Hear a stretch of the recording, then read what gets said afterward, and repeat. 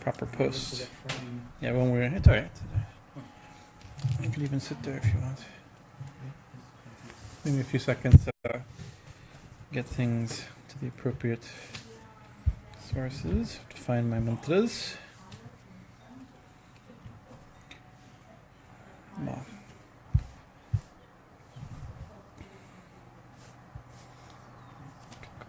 Come sit.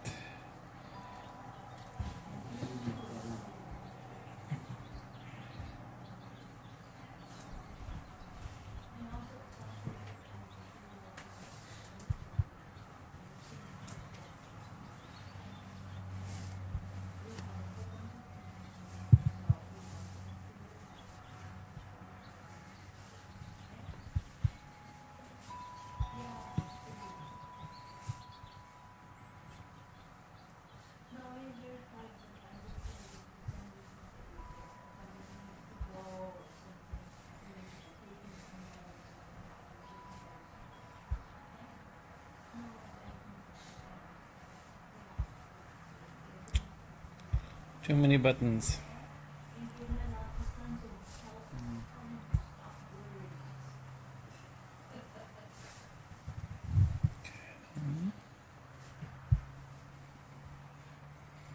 Hymns from Sri Chandi.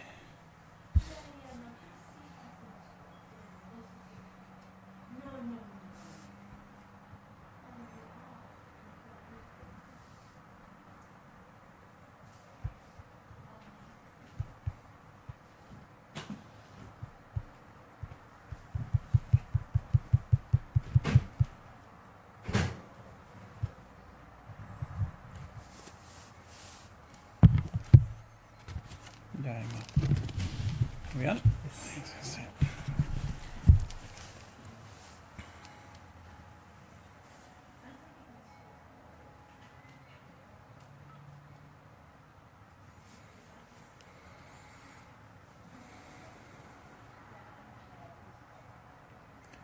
Om Stapakaya Chadharmasya Sarvadharma Sarupine Avatar Varishtaya Ramakrishna Te Namaha Om Jananim Sharadam Devim Ramakrishnam Jagatkurum Parapadme Tuyostritva Pranamami Muhurmuhu Om Mangalam Gurudevaya Devye Matricha Mangalam Mangalam Bhakta Brindebhyo Sarvalokaya Mangalam Om Sarashiva Samarambam Shankaracharya Madhyamam Ashmaracharya Prayantam Bande Gurum Paramparam Guru Brahma Guru Vishnu Guru Deva Maheshwara Guru Deva Param Brahman Tasmai Sri Guru Namaha Jai Ma.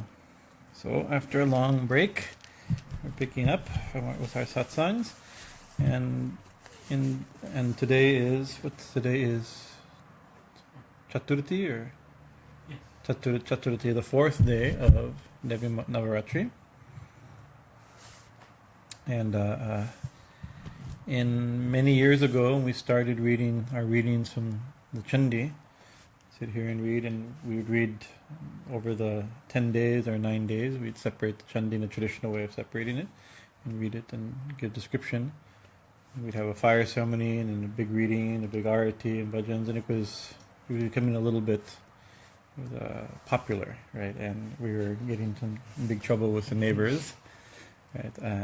We were not popular amongst our neighbors at that time, and we were losing them a little bit. And, it's like if we sometimes think that if your neighbors have a party, so it's okay. It's a little bit bothersome. They're being loud, a little late, but it's all right. We can tolerate, right?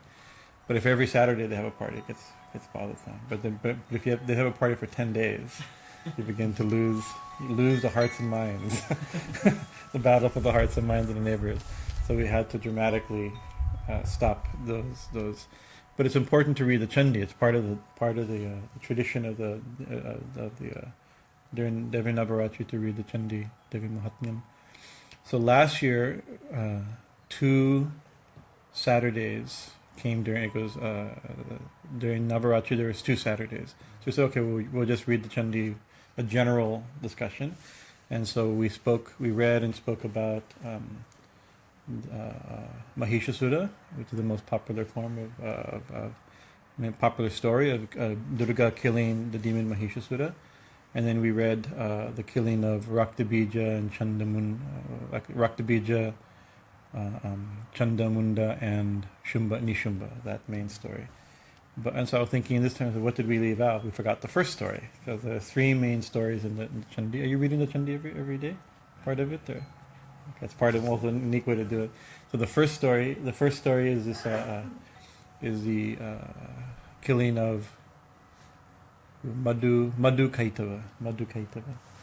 And so there's a frame story for the entire Chandi. And the Chandi, of course, very popular. It's 700 verse hymn found in the Markandeya Purana. And Markandeya Purana, it's a Shakta text in general, but it's not exactly. It's not like a Shakta Purana. It's not like a tantric text or one of the Devi Puranas necessarily.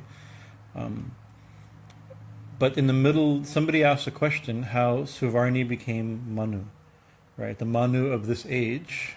I'm not sure if we're still in the Suvarni age. I think we are. It says that, and then Suvarni became Manu. But then the question is, well, how did Suvarni become Manu? Right? How did some ancient king became, what was his previous story? How did he become Manu?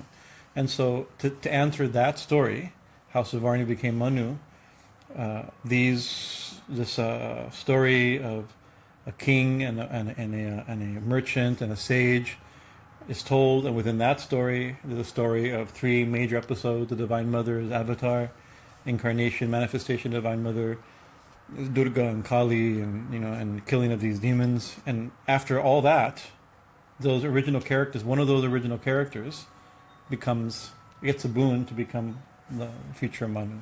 He became a future Manu called Suvarni. So actually, each chapter of the Chandi ends with, in the Markandeya Purana spoken one, Suvarni was Manu. Right. So that's actually the question. It's not about Kali. It's not about Shakti. It's not about Mahatmya. It's about how Suvarni became Manu. Because one of the topics covered in the Purana is the lineages of kings, Manus and kings, and like that. It's one of the 6 topics or 8 topics that are to make a Purana. The lineages of Manus is one of those topics. Right. But they're not elaborately told. They're just told by the way in order to explain how Suvarni becomes Manu. Right. But people notice that's a very nice telling. It's like a brushstroke telling. These are all complicated stories. It's pulled from many traditional sources. A story, it's a summary of so much tradition, and people begin to realize the story is very nicely told, although not elaborate, but very tightly told. And they also notice that there seems to be some Shakti, some special power in this telling. And they began to notice also, people began to recite it, as the story goes, people began to recite it and began to notice that the recitation had certain power. And generally we believe if you recite the scriptures, it's auspicious, reciting names and messages of God. But they're not exactly mantras. They're slokas, they're verses, right? They don't have mantric power. It's like mantra you have to be initiated into. You have to chant them in a particular format, being clean and with right reason, with the right intention. But the Puranas are meant for everyone. You don't have to be initiated to chant, to read or recite or hear the Puranas, unlike Vedic mantras or tantric mantras. But people began to recite it. They're like, well, these are real powerful. And if you hear it, we play recordings of the Chandi every morning.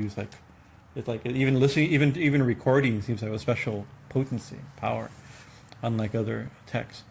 And so it was also found that the recitation of the Chandi people began to get power, and people without any restriction. You get something powerful without any restriction, no waiting period. You can buy the Chandi without a 3-day waiting period, no psychological background check, right? And so the result of which is people sometimes, we've personally seen people do a lot of recitation of the Chandi.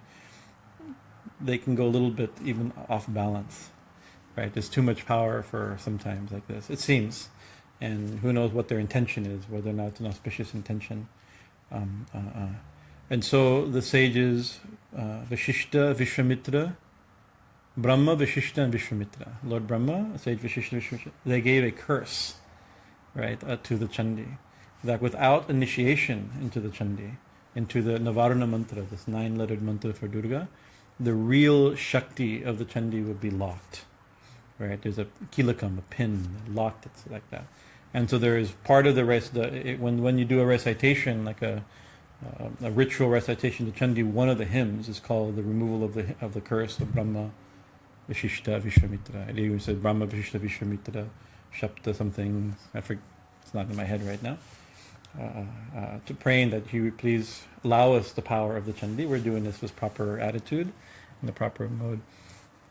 So, anyways, it's very interesting. So some of these stories that are told in the Chandi, that are told in a very tight form, so beautifully, they're told very elaborately in other texts, right? And for one of our favorite Devi texts is called the Srimad Devi Bhagavatam, 18,000 verses, like the Srimad Bhagavatam. It's a very wonderful, extremely complex, thick, complicated text.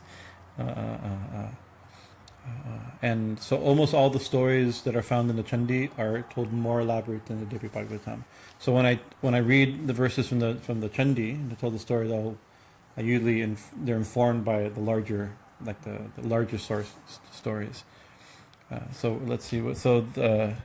This in the Devi in the Chandi, it starts saying that at one point Savarni became Manu. The question: how did Savarni become Manu? So then it tells a story. Once upon a time, a long time ago, right? There was I'm not going to read those verses. I'm going to tell it mostly from memory. So if I get it wrong, please forgive some little details. There was a king who went out, who lost his kingdom. Right? He was betrayed by his family. No, he was taken over by other kings. Right? While he was out on expedition, maybe hunting or something. He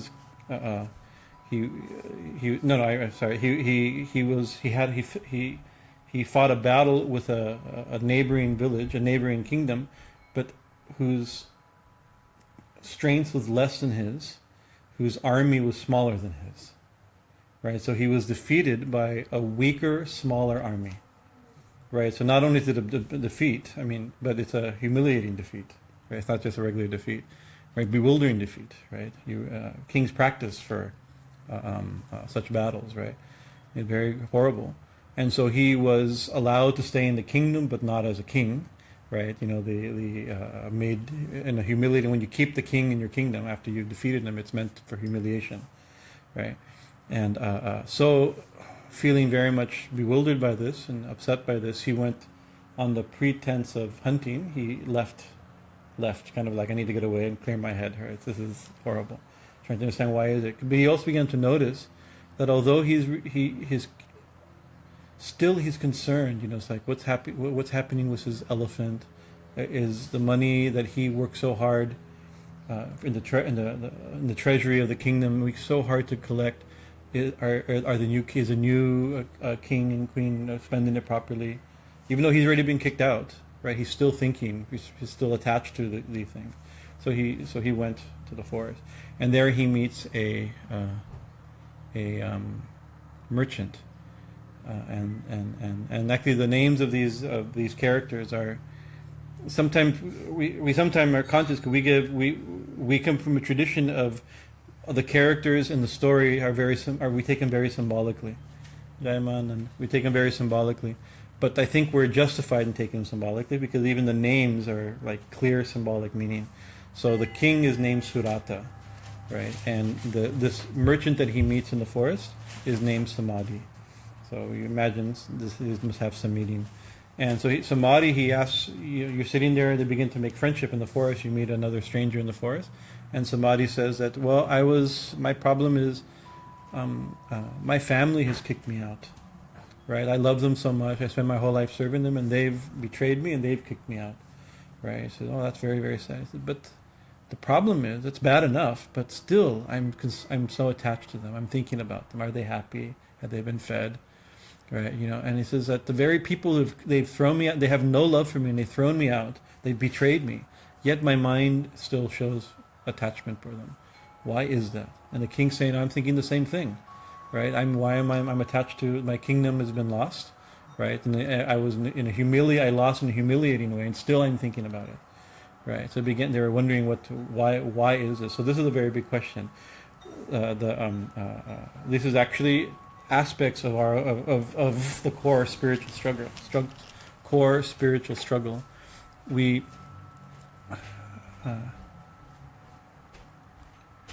the king who loses who is defeated by an inferior small army, right? And Swami Bhajanananda and talks about this. We have tremendous strength. We have infinite power and strength, right? We're children, Amrita Putra, children of immortality. We're children of God, right? We're heirs to the divine throne. We have so much, right? And we're kicked off our throne from something that's weaker than us, smaller than us, right? So in the story, those things they're told just to illustrate what happened to them, to the king and the merchant. The stories are told of what happened to the gods in ancient times, how Indra was also kicked off the throne by some little demon, or how Brahma was attacked by some insect that came out of somebody's ear. It's like these are very small things, right? But the fact is, they're off the throne. So he's embarrassed, he's humiliated, right? And so we can sometimes feel this way, right? The thing that throws us off our divine throne is something small, like it could be, the classic list: lust, anger, greed, jealousy, pride, envy, right? Agitation, judgment. We can go through everybody have their own list. There's a classical list, but we can all make our own list of small insignificant things that throws us off our throne, right? So this is so Surata's name means good cart, good vehicle. Like Ratha Yatra, and the same word is there, right? And so he has been interpreted to be Surata means good conduct or dharma, right? And Samadhi, his problem, very similar, is that he's attached to various things that cause us problems. These are our two problems. One is that we're knocked off our sovereignty, right? Our divine sovereignty from some low, insignificant thing that. See, if a very powerful army kicks us off our throne, then we could be a little proud of that. Of course, they're more powerful. That's why I lost, right? But when you're like, well, so why did you lose London? Oh, because some small little thing came, But whether you're telling the story of the movie, the mouse. Oh, you were telling this morning, the mouse that roared, right? About a little tiny country that challenged the United States, hoping they'd lose, but then won. It was interesting. It's like a small thing wins.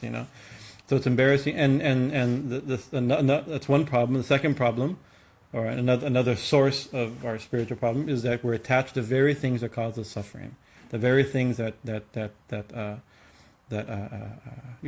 a big thing. We're attached to be attached to things that bring us happiness. That's one thing that we can understand. That makes sense. Just like losing to more powerful armies makes sense, right? But to be attached to things that don't love us and only cause us suffering, right? So what is the cause of both of these things? This is the question, right? So they were in the forest, and they visited the ashram, the forest retreat of a sage named Medas, right? And Medas' name also has some significance. Medas means like spiritual intelligence, subtle intelligence, refined intelligence. Medas is a name for goddess Saraswati. She has a shuktam called Medas Shuktam. Right? It's one of the shuktam that are chanted during Abhishekam. It's a classical, popular hymn. And we've mentioned before that it's said in the Shastra that the Gayatri Mantra is actually a prayer to or for Medas. And we pray to the sun, we pray to the goddess, we pray to but for refined intelligence, right?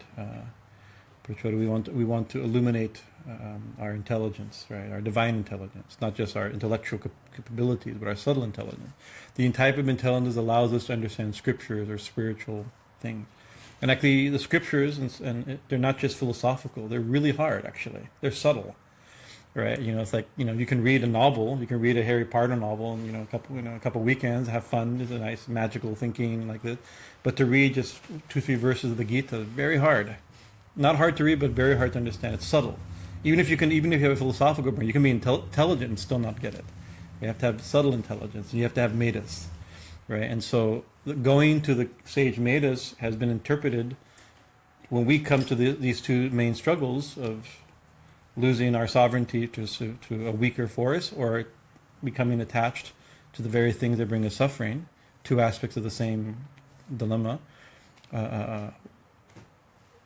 externally, we can actually go to an ashram. People come here, and Swamiji, please, you go to a sadhu, sage, guru, priest like that, hopefully for some advice. But this is taken as a very symbolic thing, as an internal practice, or internal process, where you have to approach your inner intelligence, right? When you have a struggle, these type of questions, we have the answer to these questions, right? But our mind's not subtle. If we ask the subtle question, we can tune ourselves. We'll get often the answer. Like, it's like, why am I attached to things that bring me suffering? You can ask me, right?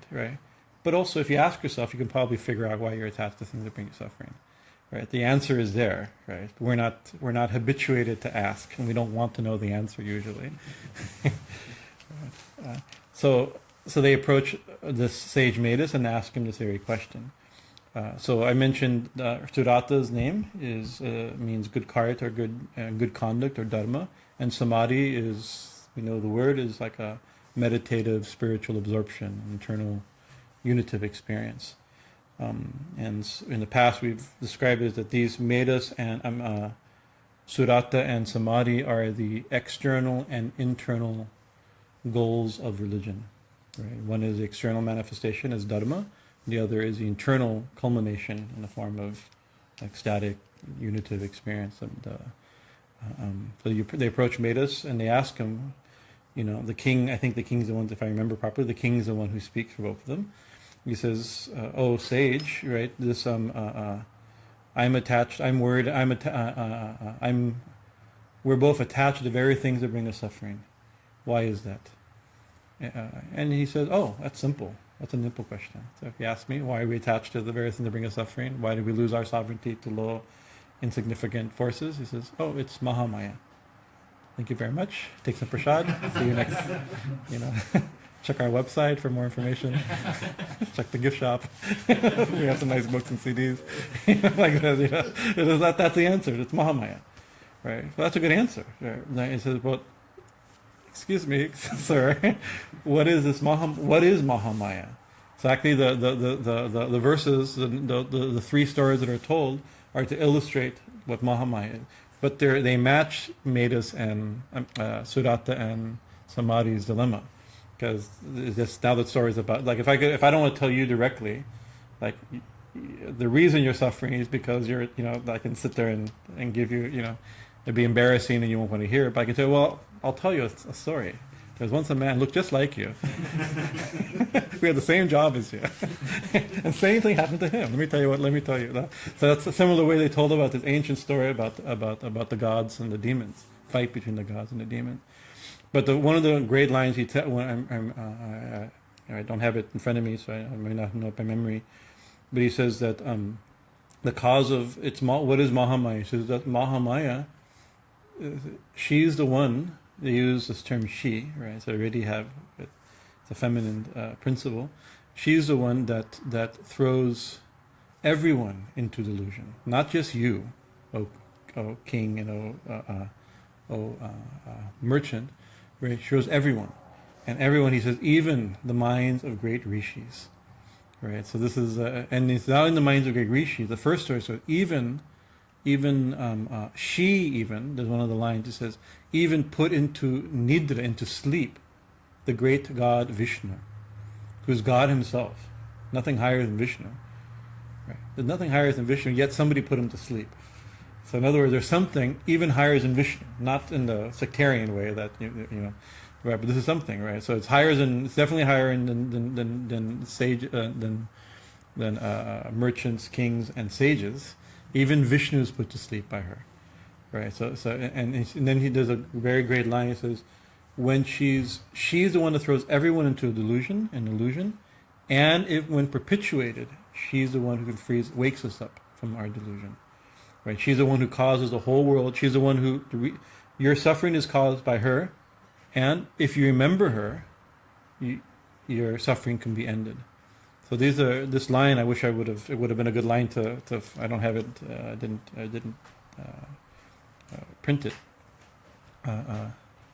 Maybe it's even here. But it says, your problem is because you forgot her. right? And when you remember her, immediately your problems will come to an end. That's a theme, right? So that's a very simple thing. It's like we remember what Navaratri. What do we do? We're spending 9 days, right? Hopefully, our entire life. 9 days represent the entire life, thinking about the Divine Mother, remembering her, right? Sri Ramakrishna has many times he said that this Mahamaya, of course, Mahamaya is not only the Divine Mother. Mahamaya is the world thing, her Shakti that caused our illusion. Right, so, and we can try sometimes as yogis and Vedantists and sadhaks, we're going to reject and fight Maya. We're declaring wholesale battle against Maya. Right, we're going to wake up from delusion. We're going to smash her, cut her to pieces. We'll know the truth with the shining sword of viveka and discrimination and wisdom. We shall. There's a danger in that, right? Because she's the one holding the sword. She's the one holding the sword. We're not going to, and in all the stories we've ever read in any scripture about fighting the Divine Mother, right? She always wins, right? No, there's never a story where somebody fought the Divine Mother and won, right? Even if it's the Divine Mother as ignorance, right? Whether as ignorance or as knowledge, she's avidya. Thakur said she's avidyamaya and vidyamaya shakti, right? She's the one that causes delusion and one who wakes up with delusion. We offer. Oh, maybe you have it there. Yeah. What do you have? Maybe it's there. Maybe I may have. Careful. It's a good verse. I'm getting off topic, but it's all right.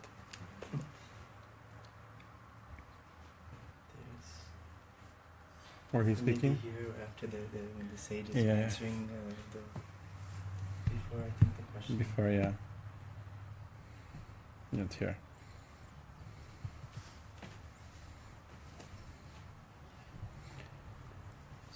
God has given us the verses. We should read. I'll read the translation. This my translation? Or? Yes. It's my translation, so that's good. I don't even have my own translation anymore. So the king asks the sage, "Because you are united with Supreme Lord, I wish to ask you a question. Be pleased to reply. My mind is uncontrolled and afflicted with sorrow. Although I have lost my kingdom, I am still attached to the paraphernalia of the kingdom. Although I understand this, I still feel the pain, like one who is ignorant. O great sage, why is this? And forsaken by his own people, this merchant has been cast out by his children, wife, and servants. But he still feels the greatest affection for them. Thus both of us are feeling great pain. Knowing full well the defects of the objects of our attachment, still our minds are drawn to affection." So sometimes just knowing that what we're attached to is not perfect, right? Is not enough to give it up. That's a problem. "What is it, O great soul, which causes this ignorance, even when we have this understanding? Both I and he are fools without any capacity for discrimination." The sage said, skip me a little bit. Beings are attached to their children out of humans are hurled into the whirlpool of attachment and the pit of delusion through the power of Mahamaya, the great delusion, who is the cause of this world. Marvel not at this. She even put into yoga nidra. There's the sleep of the yoga of sleep. The Lord of the universe, Vishnu. Mahamaya deludes the entire universe. She, the goddess Bhagavati, forcibly draws the minds of even the wise and throws them into delusion. And it is she who, when pleased, gives the boon of final liberation. She is the giver of wisdom, liberation, eternal existence. She is the cause of our bondage to the world of birth and death, and the controller over all that is. That's the statement. She is the one who causes our delusion, and she is the one that, when perpetuated and remembered, causes our liberation. So I'm saying we can't fight. So we try to fight Maya, Mahamaya, trying to fight Maya. Sri Ramakrishna says not possible. So she said, Mahamaya must be. I mean, the translation we have is perpetuated. Perpetuated. You haven't gotten to that line yet, I don't think, right? How it's Thakur, the word Thakur used, but she must be, instead of being fought, she needs to be worshipped. Right, and then and so Sri Ramakrishna demonstrated. We have some classic. We have the Lord's Prayer that Jesus gave. Right, we also have Sri Ramakrishna's prayer. Right, and in different versions of that prayer, he'll say things like, "Do not, O Lord, Ma, let us remember thee. Let us have pure love for thy lotus feet, and let us never be deluded by thy world bewitching Maya. Right? This world which is only you, your manifestation, is let us, in seeing this world, let us not forget you, who are this world. Let us remember you, right? The problem is that it's all her. She did everything, and she is everything, but she's everything in a way where you don't see her. All right, this is the trick, right? Because we have a world of multiplicity. We miss the one. Even if everything's made of one, when you see everything, you don't see the one. It's a very simple principle, right? So, seeing her glorious manifestation, we forget her. That's a big trick, right? And as a result, but it's not necessarily our fault. She says she forcibly draws the minds of even sages, right? She wants it this way. This is the world of duality and multiplicity. This is the way it is. Even Vishnu is put into sleep, and that's be the first story we'll read or discuss. But Sri Ramakrishna said by worshipping her, then she withdraws her avidya maya, right? Her power of ignorance, her covering quality, and she gives what do you call it? Her revealing vidya maya. So I often quote this, but we have a series of books called Srimad Darshan. It's a book of M, who's the author, the compiler of the Katamrita, the Gospel of Ramakrishna. Somebody wrote what he said, right? And so it's interesting to hear from a different perspective, not just the way it's come down to us, right? And he's constantly, well, that's how Thakur said and Thakur prayed, and we get to hear in his language, right? And we always think, do not delude me by world bewitching Maya, right? M says that when he's talking to just his friends, right? He says, don't let me forget you. That's a prayer that's really Thakur's prayer, right? Let me always love you purely and may me never forget. Even, well, this is all you. I don't want to be lost in this. Let me remember you, right? So this is ultimately the problem is Mahamaya. This is how to get out of Mahamaya, to remember her, right? And then he tells some stories, right? And so I'm going to jump into the first story. The first, and I'll something from the Devi Bhagavatam also. It says that in the beginning, at the end of the previous, not just a long time ago. This is a really long time ago. This is before there was a creation, after the last destruction, right, and before the present creation. There's an interim. What he said. There's an interim, and this is described in symbolic mythological languages as there's an infinite ocean of milk, right? Kshira Sagara, right? Also called Karana Sagara. It's also called the ocean of cause, or sometimes there's the causal ocean. It means an ocean of causation, of causal potential, right?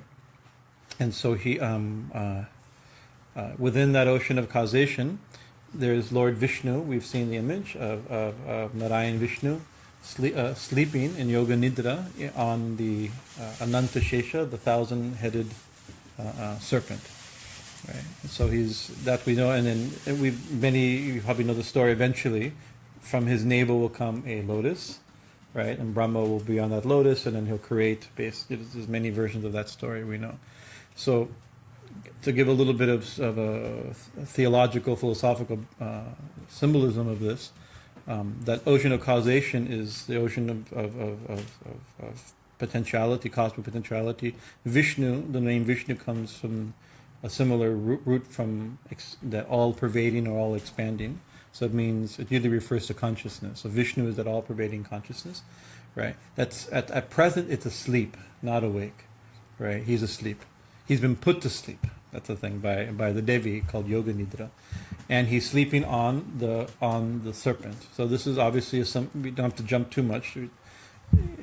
How far back the symbol of whether or not that by the time that this text was composed, whether it was fully whether it was connected to Kundalini or not, I'm not historically accurate, distinct enough.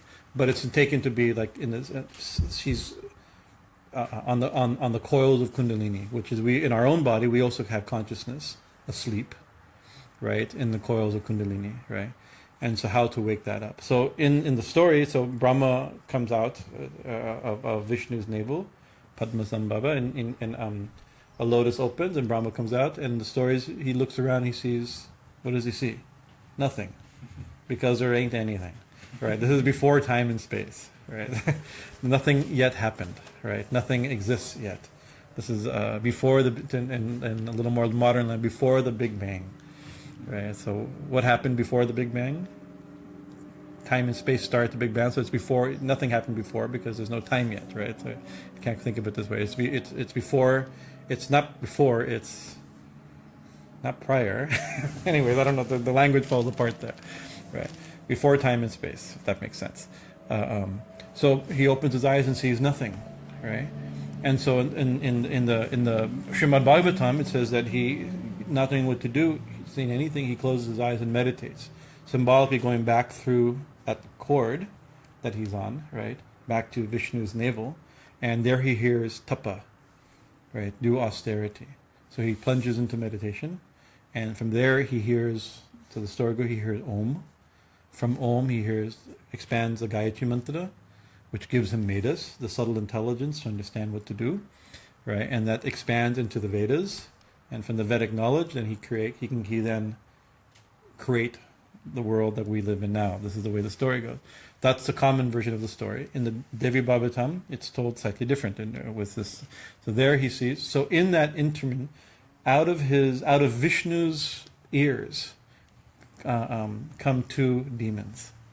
Right, so this is like a very interesting source of demons, right? You know, one. It's I forget which year is which. The Devi Bhagavatam mentions, but I don't remember. It says a little bit of honey came out of one ear, and became the demon Madhu, right? Which means honey, right? And from the earwax, the dirt, kind of waxy buildup of the other ear, another insect like a worm or insect came out of that, and he became the demon Kaitava, right? And so we have to stop and think what this. The general in the past I've given these are the results. You know, when you're sleeping, your body's still discharging gook, right? That's why the first thing in the morning you wake up, you take a shower, even if you haven't worked, you're not, but still. So this is the residue of a sleeping consciousness. Right, so you can think of it like these are low things that come from when we're not awake. These are the things that come up. That's a simple way. That's how we've usually interpreted. We can go a little bit into some of the names of the stories. This Madhu and Kaitaba. Kaitaba is because in the previous creation, right, this whole world in the previous creation before it was destroyed and mopped up in the Mahapralaya, right? So many people speaking nonsense things. Criticizing, speaking foul things, fault-finding things, nasty things, right? Violent words, violent actions, violent speech, right? That vibration is still there, but no longer manifested, right? We hear, you see, we've heard all the nasty things anybody's ever said to you or about somebody else, right? Even if you don't think about it, it forms. It's still in our consciousness. Maybe not consciously in our consciousness, but it's in our consciousness. So it says Madhu, Kaitaba is nasty residue of all of the previous creation, right? And what's Madhu, the other side of that nastiness is why do we find fault? Why do we criticize? Why do we go to war? Why do we all these stuff? Because we want to be comfortable and happy and have everybody praise us and like us and be popular and have lots of likes on our Facebook page, and everything should be, it's like we want comfort, we want glory, we want pleasure, we want fame, Aishwarya, right? Bhoga Aishwarya, the Gita said. We want enjoyment and glory, right? Name and fame, right? Another way of saying it, right? So that is Madhu, right? This is the residue of that from the previous creation is the honey that came out of the ear. Right, but both of them actually are demons, right? But once again, in the story of the king, he says, "I've been defeated by an insignificant army," right? So these two demons are going to create quite a bit of a problem, right? In a few seconds, they're nothing, right? There's a little drop of honey and a little bit of earwax. This is, this is what it was, but they can become a lot, right? One of the problems is that there's not much in the world yet. There's Vishnu who's asleep, right? There's Brahma who's looking at darkness, right? And now you have two powerful things that we can be distracted. We live in a world of Madhu and Kaitaba all the time, right? Both internally and externally, right? That are causing all kinds of things on behind the scenes, but we don't notice them. And we can be distracted, or we can have other things to think about. We don't have to only think about, but there's nothing else to think about, right? So for Brahma, this became a very big problem. So they come out and they see, oh, wow, look, we exist. We have forms, right? Elemental forms. What should we do, right? But there's nothing to do. There's no thing, and there's nobody. But there is something, because before creation, and Brahma's already there. So Brahma is the creative urge. His Shakti is Saraswati, right? And so Goddess Saraswati is the form of Devi that pervades this charita of the Chandi. The story is presided over Saraswati. There's a reason, because she's of creative vibration. She's at first, from her already the few little bit of manifestation of Vishnu, Brahma, now Madhu and Kaitaba, and eventually all of us, right? This whole world name and form will come by her vibration. She's Vageshwari, the goddess of vibration. So she's the only thing that her consciousness pervades, right? And so she responds. So they don't know what to do. So they pray, what do we do? What do we do? But they begin to notice there's somebody here, right? And that somebody is that Saraswati's presence is there. They still feel her, and they ask, wherever you are, what should we do? Give us something to do. He says, well, it's like in the olden days people did tapasya. That's even Brahma's doing tapasya, right? So tapasya is the thing. So what should we meditate upon? But it's only her. There's only sound is her sound. Aim. They call the Vak Bij. So they begin to meditate upon this Bij mantra of Saraswati Bija, right? And meditating, and again she appears in now they have her name, a form. Her form also appears. And he says, I'm very pleased with your tapasya. It's very easy not to be distracted when there's nothing else existing, right? For us, it's a little harder to have such one-pointed meditation. But what do we do? Ask a boon. So the first thing, once we learn from all the stories, what's the only boon demons ask for? Yeah, maybe immortal, right? They always same question, right? And the answer is always, anything that's born has to die. Everything that dies, it's not a thing, like the son of a barren woman, or it's not a thing to have, right? So then we always think, okay, since I want to be immortal, but I can't be immortal, so I'll figure a way where I still will become immortal somehow. And so the way they choose at that time is like, give us the boon that we can only die when we decide. Right, this I can choose the moment of my death, and since nobody will ever consciously choose to die, they figured we're good, right? And so Tadastu, they earned it, right? And so that now they have power. So of course, if you're the only ones existing, and not being able to be killed is not an impressive thing, unless you fight, right? Those are fighting. That's a boon for a warrior, right? Maybe not be killed by anybody, may own like this. So they look around, where do we go? But there's only a vast ocean of water. And then they see Vishnu. We can fight him. But hey, you, sleeping there in the water, get up, fight us. And he's asleep. He can't fight anything. The story goes, they yank a little bit on the cord, right? He doesn't wake up, right? But it's like the cord, they look at this, another end of this cord. They look up and there's Brahma, meditating, trying to reveal the Vedas, right? Trying to meditate on the Vedas or Vishnu. And he says, you up there, you sitting on that lotus, right? That's a very nice lotus. I want that lotus. We should sit on that lotus. Give us that lotus now. Surrender, right? It says, or fight. This is the thing. These are, it's like, we can see now, this is similar things are being done on the political stage now. Right, but it started even before there were distinct countries. People are ready. You get off that. Give us that lotus, or fight. Right, either give it willingly, or be prepared to fight and die. Because they know they're not like this. And so he doesn't know what to do. Brahma's not a fighter. It's not his nature. Right? And so they attack him. And so he begins to run. But there's nowhere to run because there's no time and space that much yet. Right? So, but there's still Vishnu. So he also yanks on, you down there, whoever you are. Apparently you're my father. You come from me. I come from you. And he doesn't wake up. So because even Vishnu, that's the point, even Vishnu is asleep, right? Because of Mahamaya. So he realized, Mahamaya, right? It's in his own way, he understands. And so then he prays, right? There's a hymn, Brahma Stuti they call it, or the Devi Rakti Stutam or something, Stotram or something. Maybe it's here, the name.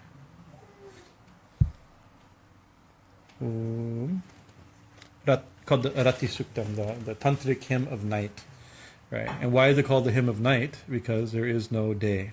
The sun and moon have not been born yet. There's only darkness, right? And so he realized so praying to Vishnu, usually we pray to Vishnu, and Vishnu helps us. But Vishnu is asleep. So in this particular case, you can't praying to Vishnu. I'm not telling people not to pray to Vishnu. You should definitely pray to Vishnu. He'll help you. That's his job, right? He'll send all kinds of he'll come in avatars, there's all, right? But in this case, even Vishnu couldn't help, right? So who put Vishnu into sleep, right? Why is Vishnu can't say in Maya, he's not in Maya, but he's in Maya in the symbolic, right? So I better pray to her, right? In this particular case, better we pray to her, right? And so he does his prayer with the intention to wake Vishnu up, right? Because he is not a fighter. These two demons have taken or are attacking him, right? He doesn't know what to do. And Vishnu, the only person he can pray to is Vishnu, and Vishnu's asleep. So I'm going to pray to the Shi to wake up Vishnu, and then Vishnu can kill Madhu and Kaitaba. This is the idea, right?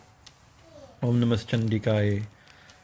Tvam Swaha, Tvam Swaha, Tvam Hi, Vashatkara, Swaratmika, Shudha Tvam Akshare Nityam, Tridha Matratmika Sitaha, Ardha Matra Sita Nityam, Yanucharya Visheshita, Tvam Eva Sa Tvam Savitri, Tvam Deva Janani Para. So his first prayer is very interesting. It's Tvam. So who are you? Who is he praying to? You are who? You are Swaha. You are Tvam Swadha. You are Swadha. These are, of course, we go Swaha, right, or Swadha for the ancestors, Swaha for the Devas, right. It says later in the Chandi, by the mantra Swaha, all the gods are fed and satisfied, and by the mantra Swadha, all the ancestors are satisfied and fed, right. So they're powerful mantras. But these are forms of the Devi. They're also the wives of Agni, right? Then we go quite into them. But by saying you are Swaha, you are Swadha, means you are mantra, right? Remember, the only form of the goddess that exists that can be contacted at this point is Saraswati through her Bij mantra. This is before anything else existed. There's only the potential vibration, or we call sound, right? Shabda. So you are the mantra. You are the mantra itself. You are Swaha. You are Swadha. And then Tvam Shudha, Tvam Hi Vashatkara Saratmika. You are Shudha Tvam Akshara Nitya. You are the embodiment of pure sound. You are the eternal essence of all letters. Akshare Nityam. Shudha Tvam Akshare Nityam. Tridha Matratmika Sita. And you are the embodiment, the Atma of the three. We're talking in sounds of the three syllables, right? And what are those three syllables? We have to think of Swaha, Swadha, and all sounds. This is the mantra Om, or A, U, You are the three sounds. Ardha Matra Sita Nityam, and you are that half syllable. You are that Ardha Matra, you are that half sound. That's beyond, that's Nityam, that's eternal. You are A, U, and you are the sound that's beyond these three sounds. So already this first mantra gives a lot of details, right? Meditation on Om. This is that half sound beyond, that's the eternal, and timeless. That is when you draw the Om. This is the Chandra and the Bindu. That dot is that half sound. This is where the sound, or the sound of Om disappears into subtle form. Sri Ramakrishna described it like if you hit a gong. That gong sound, where does it go to? At what point does it disappear? That point can never be exactly known. It infinitely gets more and more refined. You are that, and this and you are not only you are that, and you are its specialized, trained, subtle, difficult way of meditation on it. Right? Its pronunciation is not easy. Everyone go Om. That's okay. That's good, right? But how to pronounce what we call the anahata, the unstruck sound, the sound beyond sound, from which sound comes from. That is not. You are its special science secret of pronunciation or manifestation. You are Swaha, you are Swadha, you are the embodiment of pure sound, you are the eternal essence of all letters and syllables, and the embodiment of the three letters. You are the half letter beyond its special mode of pronunciation. You are Sandhya, you are Savitri. This is connecting it to Gayatri Mantra. You are the goddess beyond all born beings. Deva, Janani, Para, beyond that which is born, means beyond time. This universe is sustained by you. The perceivable world is created by you, and you protect what you create, O Goddess. You are the goal of all. Vishvito sitarupa tvam sristirupa chapalane tatha samhritti rupande jagato swa jaganmaya. As a creator, you are the creator, but you also, as a creator, you exist in the form of the creation. That's a very interesting. You are the creator, and you exist in the form of creation. So in the Bhagavatam, the story is example of same with Brahma. In that story of Brahma coming out of the navel, right? So he goes, where does this lotus come from, right? Every lotus has a seed. I should find the seed. That must be God, right? So he follows the thing back, and there's no seed, right? Because while it's true that every plant comes from a seed, where is the seed of the plant when the plant's there? The seed disappears into the plant, becomes the plant, right? You are the source of creation, and you've become the creation, right? So that's the problem. Is that, well, show me the uncaused cause. No, the manifest universe is itself the cause transmutated, right? So this is a very interesting line. You are the destruction at the time of dissolution, O bewitcher of the world.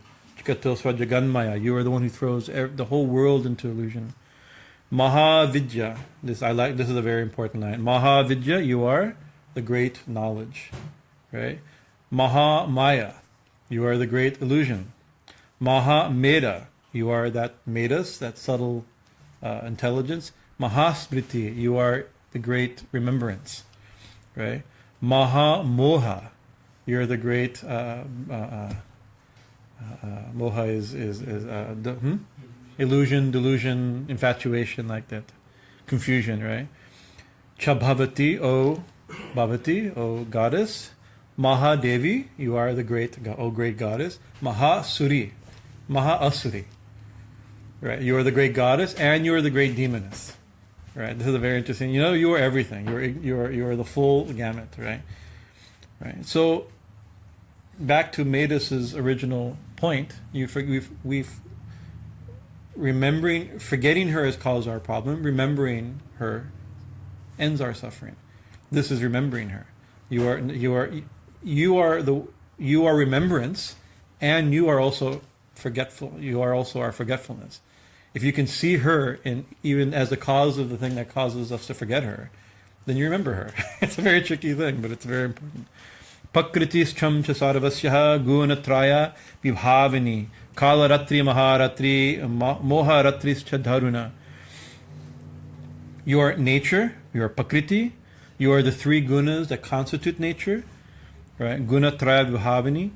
You are the dark night, Kalaratri Maharatri. You are the dark night, the great night, and the night of ignorance, right? Because this is, of course, we usually don't pray, "Oh Goddess of ignorance," But in this particular case, she's Yoga Nidra. She put even Vishnu to sleep. We have to see her for what it is. And when you see her for what it is, she changes. Avidya Maya becomes Vijamaya. When you see her and you worship her and honor her, her nature changes. You are Tvam Svis, Tvam Ishwari, Tvam Hris, Tvam Burhi, Bhur Alakshanaha, Laja Pushti, Sita Tushti, Tvam Shanti, Shantrevacha. You are prosperity, you are the controller, you are humility, intelligence, and the goal of knowledge. You are modesty, increase, contentment, peace, and forgiveness. These are the seeds. Later we'll hear Yadevi Sarvabhuteshu, Laja Rupana Samsita, Shant. These are the same epithets. Will be he's beginning to remember, but the gods forget this later, and they remember again, and she again appears. We have to remember she's all these things. Khadgini Shalini Gora, Gadhini Chakrini Tata, Shakini Chapani Bana, Busundi Pari Ghayudha. You hold, now it's her weapons. You hold sword, pike, club, this. You hold conch, bow, and other weapons as well, presenting a frightening form. Somya Somya Tarashesha, Somya Bhya Tya Atti Sundari, Para Paranam Parama Tomeva Parameshwari. You are mild and gentle, and your attractiveness and beauty are unlimited. Para Prananam Parama. You are supreme, supreme, supreme. That's one way you can say. But it's also saying you are supreme, you are great, you are more than that, and you are transcendental. There's other way that there's a way of describing para. You are indeed Parameshwari, supreme goddess. Right? Yat chitkanchit kvachid vastuhu sadha sadvi kalatmike tasya sarvasya ya shaktihi sattvam kim stuyase maya. Thought, perception, whatever exists, either real or unreal, all is perceived by your power. How then can I praise you? Yaya tvaya jagat strastaha jagat prayati yo jagat sopi nidravasam nitaha kastvam strotam ahishwaraha. He, pointing down to Vishnu, the supreme God, right? Vishnu, the cause of creation, preservation, and destruction, has been plunged into slumber by you. Even he has been put to sleep. Even he is in ignorance, temporarily only. Right? Then what can I say? What can we say to praise such a person who puts even God to sleep? Right? Vishnu Sharira Granena Ahamisha Ishana Evacha Karitaste Yatos Tastvam Kastrotam Shaktimam Bhavet. You have caused Vishnu, Shiva, and myself, Brahma, to where you've caused the reason we have bodies because of you. You've given us our forms. Then what can we say to praise you? Sattvam ithan prabhavai sway udharir Devi samstita moha yaito dura darsva asuro madhukaitaba. Now we get to the point. Having been extolled along with all your glories, O goddess, please subdue the mighty demonic forces, Madhu and Kaitaba, by your power. Pradhanam cha jagat swami niyatam achyutolagu bodhas cha kriyata masya hantum eto mahasuro. Please awaken the master of the world. Please wake up Vishnu, that he may conquer these great demons. So in the story, in the Devi Bhagavatam, the story is nicely told. So Vishnu begins, she, by her grace, prayed to, she removes Avidya and thus revealing Vijamaya, or in the story, withdraws herself as Yoga Nidra, and Vishnu begins to wake up, untimely. This is not really his time to wake up, but he wakes up. And he wakes up, and what does he see? He sees Brahma way up high on his lotus, freaked out, right, praying like that, and he's kind of pointing, they're down there, and then he sees Madhu and Kaitava, right, and Madhu and Kaitava immediately scream, good, now we have, that weakling didn't want to fight, right, we already told him he surrender, but he's doing these mumbling stuff, but now we have you have weapons, you like a good, they want to fight, right, and so they begin a great battle, and very elaborately told, the Chandi it's told, the Bhagavatam it's also told very elaborately, a very great battle. And it lasts thousands of years. tens of thousands, because there's no time yet, but tens of thousands of years, right? We won't. It's not a science. It's not a science. It's not an a cosmological text, so we won't hold it against. And so Vishnu started thinking, I'm God, and they're insects that came out of a drop of honey and earwax. How have they been able to win, right? How are they not? How can I not kill them, right? And he began to think. But it says he looks up and he sees way above Goddess Saraswati, Bhageshwari. I bet you that when I was asleep, they did tapasya, perpetuated Saraswati, got a boon that they wouldn't be able to be killed. That everybody comes to this idea. That must be what happened, right? So he in the middle of the battle, he prays to Ma. He says, Ma, how do I solve this? And she, through intuition, because the battle's going on, he says, don't worry. I bewilder everyone. They got a boon by me, but they'll also meet. I will bewilder them, and they will also be defeated. Right? Think carefully. Right? Because by brute force, he will lose. Vishnu can't win. They have a boon. They can't be killed unless they choose. Right? So you can't use your muscle. You need to use your brain. Right? That's basically what he says. Right? And so he thinks what to do. Okay. So then he says, excuse me, you guys are very powerful. Right? Madhu and Kaita, but very powerful humans. Let's take a little bit of a rest. Yes, we should take a rest. Right? I don't mind a rest. So they start discussing. He says, and then Vishnu says, realizing he has to apply to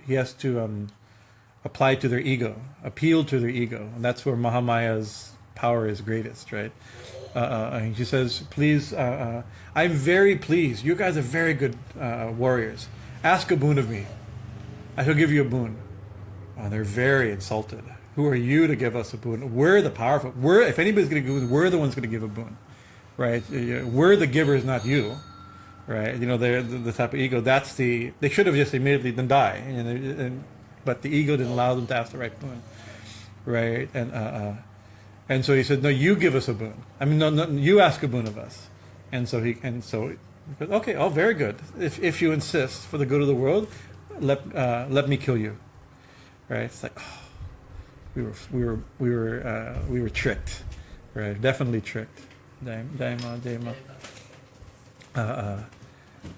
So they make you think what to do, right? He says, "Oh, well, okay, no, we gave you that boon, you chose that boon, but you also offered us a boon, right? So we're turning our boon also right now. So what is? Okay, what do you want?" He says, "Well, they looked around. There's nothing. There's no land. There's only water everywhere, right? The causal ocean, right?" He says, "Well, kill us in that spot where there's no water." It's like they're trying desperately to get out of dying, right? And so Vishnu goes, okay, no, you fought well. You've given me my boon. I'll give you your boon, right? So he looks around and he also thinks there's no place. He says, actually, here the water is like waist deep. He says, it kind of sits like this. My lap is dry, so let me kill you here, right? So then they have to accept like this, and so he kills Madhu and Kaitaba on the lap of Vishnu. Vishnu kills them, right? It also shows one of the things is that we have to fight in the symbol of sadhana. The yogis have interpreted this episode in many ways.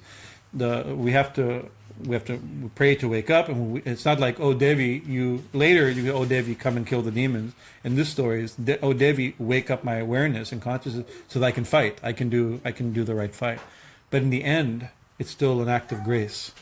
Right, still Mahamaya had to bewilder them, and Vishnu had to pray to her, right, for help. Right, there's a few important points. Anything okay? So moving. So this is the first of the 3 episodes, right? That made us. The second one is very well known of Rakta Bija,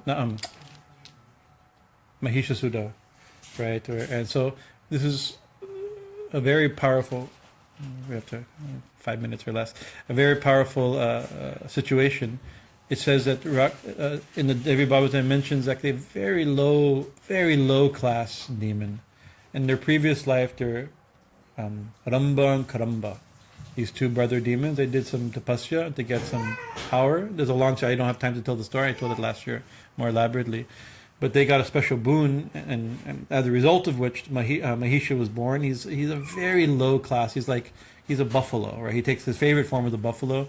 His father married a buffalo and had a buffalo child. So this is not whatever he represents. It can't be very refined, right? Usually like lust and gross animalistic type of thing.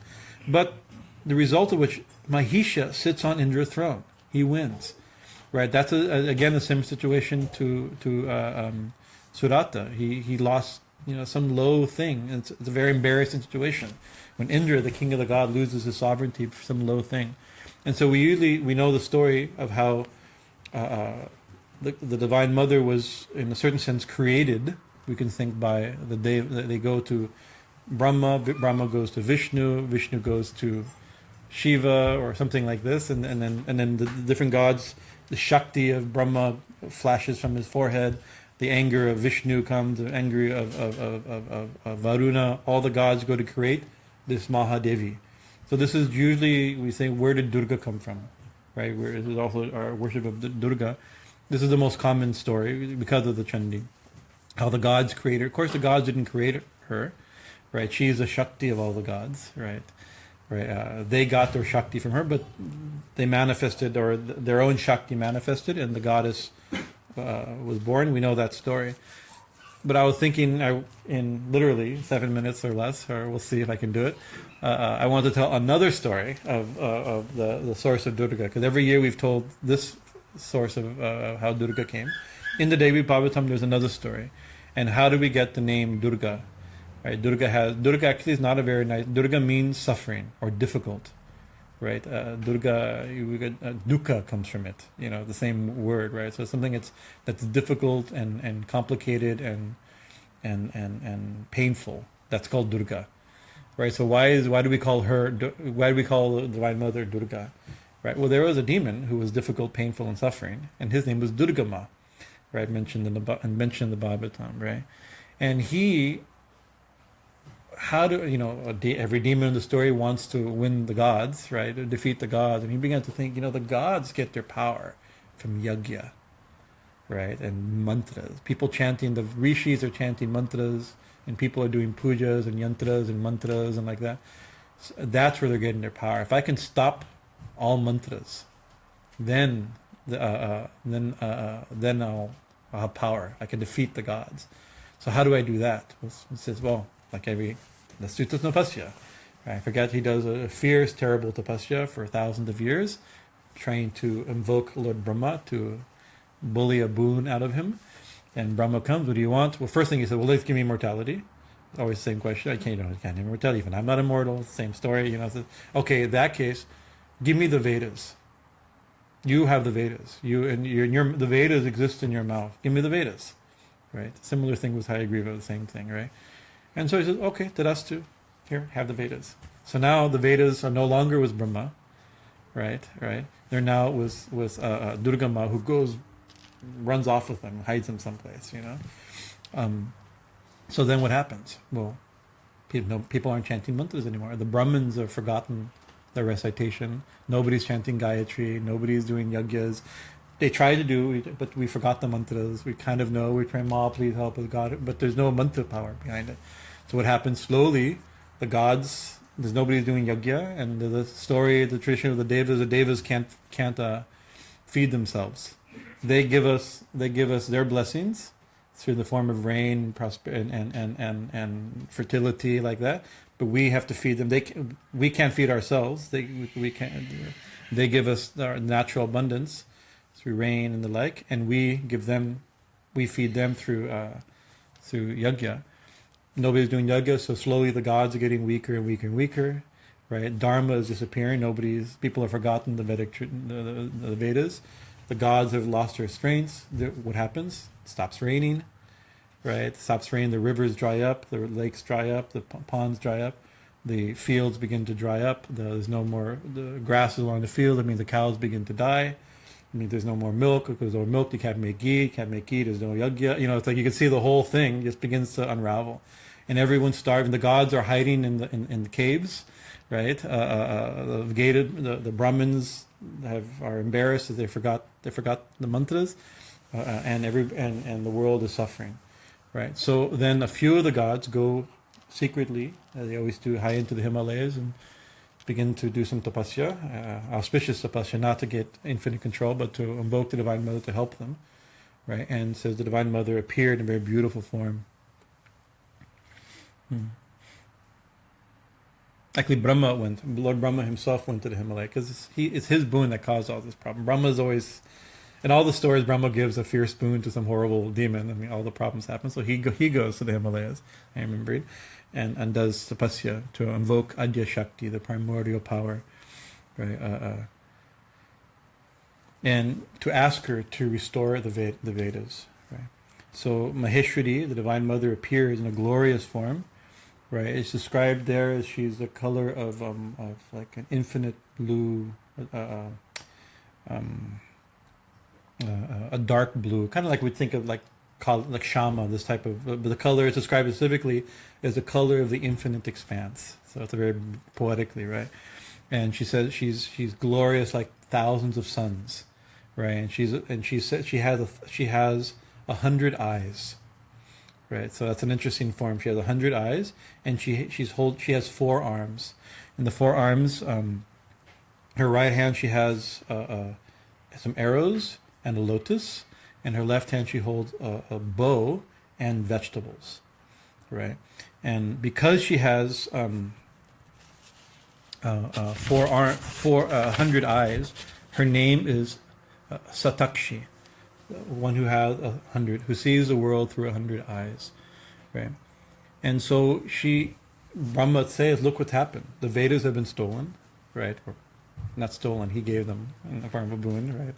They've been purchased at a fair rate, and now the whole world. Look at all your children are suffering. Everyone's starving. The cows are dying. The fields are dry. The rivers are dry.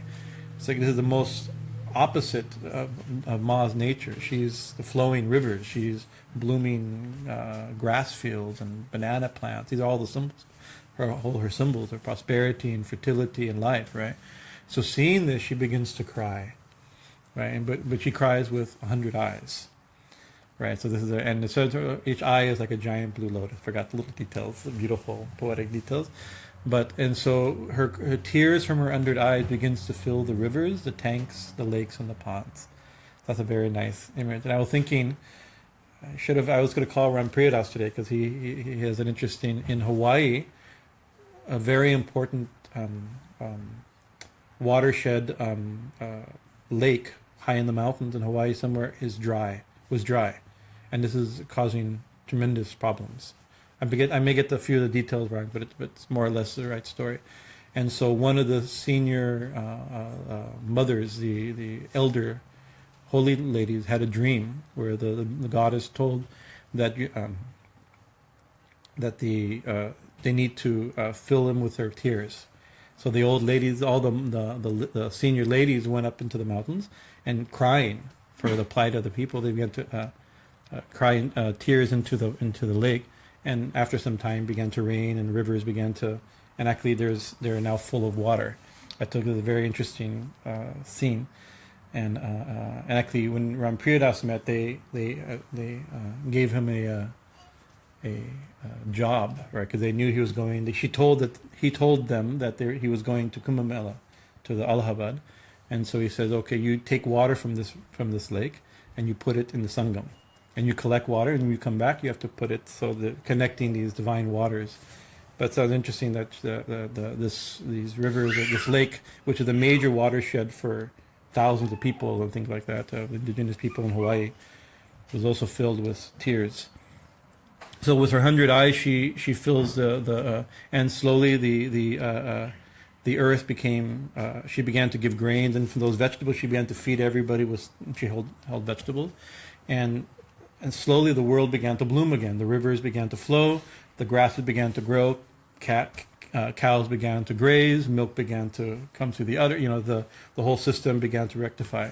So, but Durga Ma was the demon Durga Ma, not Durga Ma, became very angry, right? And so he rushes towards her and sees her. You're the one that did this for me, it's like, and you're not getting the Vedas, he goes to attack her, right? And then from her body come thousands of Shaktis, right? But Durga Ma is also powerful by this point. He's controlled the Vedas, right, and the darkness of the world because of it. So he successfully destroys Devi's army.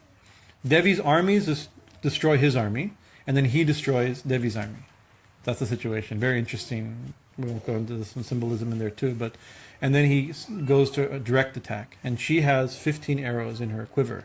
So she shoots the 15 arrows. I wrote down what the 15 arrows do. 14 arrows kill his horses, his chariots, his charioteer, his 2 eyes, his arms, and his flag. Right, all these one after another. Everything is. If you've seen like Devaki Dev Mahadev, you can visualize the way these things would play out, right? And then the 15th arrow, she shoots in his heart and kills him, thus releasing the Vedas. Then of course you imagine, then the pujas are done, the mantras are chanted, the devas are fed, the devas are now sending rain. She fixed it temporarily, but then she restored the original divine ecology, divine economy of the relationship between the divine world and the earthly realm through that arrangement, right? And then she says, and translation I wrote down, the Devi says, the Vedas are part of my own body, so cherish them well. If you lose them, great calamity will befall you, as you have seen with your own eyes, right? In your own life you've seen this, right? And so there's, we can also read into this or some historical things that, the Devi Bhagavatam is a Shakta text for sure, with a strong tantric influence, right? But it's also always shows deference to the Vedas. It even says, there's mantra, when there's a contradiction between the Vedas and the Tantras, you accept the Vedas, right? Even as a tantric text and a Puranic text, it always accepts, it's from the school of thought that still always hold the Vedas as the eternal source, right? So this can be also seen here, the Durga herself, which many see as a deity independent of the Vedic tradition.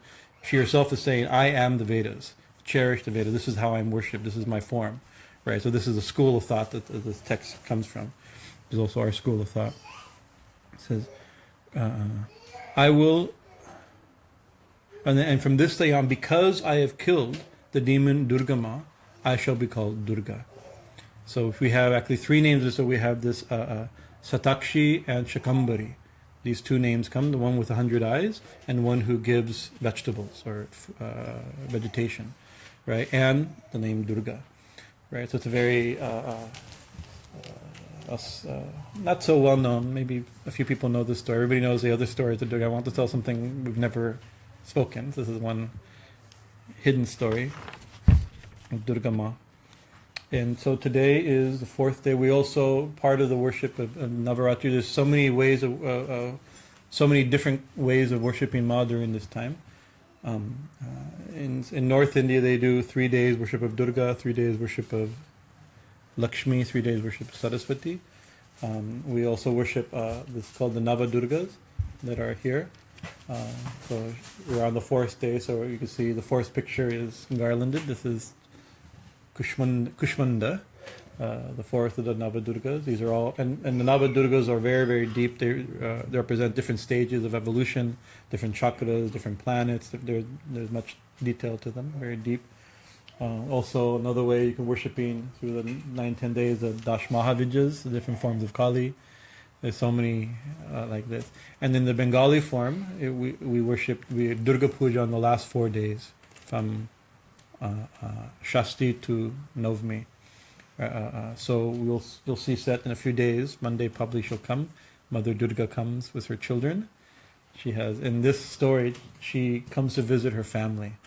Right, she's been off in the Himalayas with her kids and Lord Shiva, but she's coming home for a few days for some festivities, and she comes with her children are Lakshmi, Saraswati, Kartikeya, and Ganesha, right? And so we'll honor her when she comes, and you'll see a separate side shrine set up here very beautifully in the Bengali style in Durga Puja. Jai Ma, Jai Ma. Any questions or comments or before we continue?